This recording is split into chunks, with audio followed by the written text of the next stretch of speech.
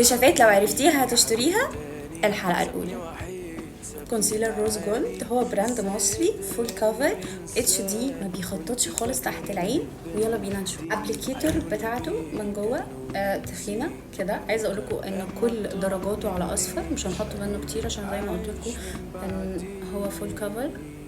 اكتر حاجه بحبها فيه انه ما بيخططش نهائي، واكتر حاجه بكرهها فيه ريحته غريبه قوي يا جماعه. ده ريحته كانه محطوط فيه توابل بالظبط. شايفين الكفرج خطيرة يا جماعة، سعره أقل من 100 جنيه بجد.